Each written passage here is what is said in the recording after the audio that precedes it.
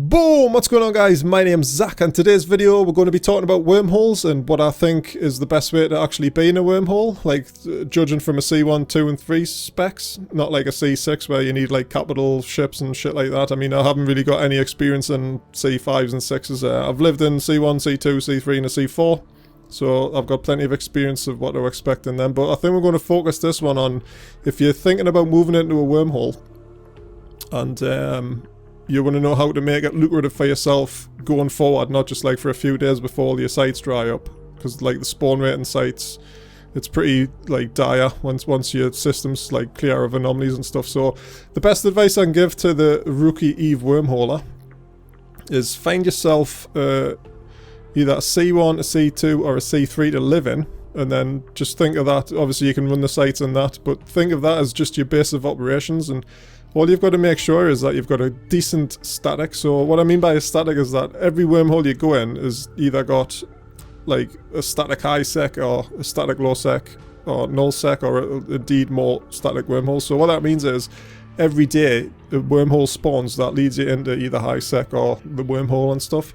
And I've always found that it doesn't matter really what system you live in, you always want to rely on the system next door to you. So say you moved into a C3, you had 10 sites to run, it was like a pretty clear system, well say 20 sites, you ran all them sites within a couple of days, and then what then? So you've made some money and then you're going to be hanging around for ages like waiting for like single sites to spawn, so you're not going to be making too much money just off that.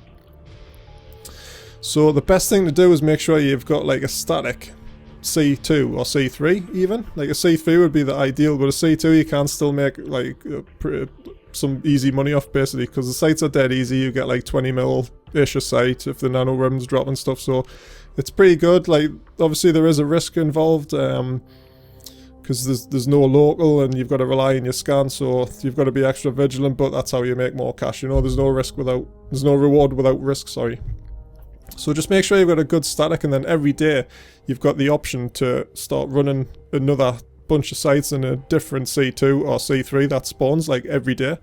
And there will be days where your static hole is actually populated by other people that are running sites, so you're going to be stuck pretty much like not being able to do anything apart from sitting like spin your ship and your POS and that. But don't get disheartened by that, because the next day, once that wormhole closes, or you've forced it to collapse by jumping enough mass back and forward through it, like another one will spawn immediately. So then there's another chance, oh well, is this one clear? Oh, we're going to make tons of money off this one.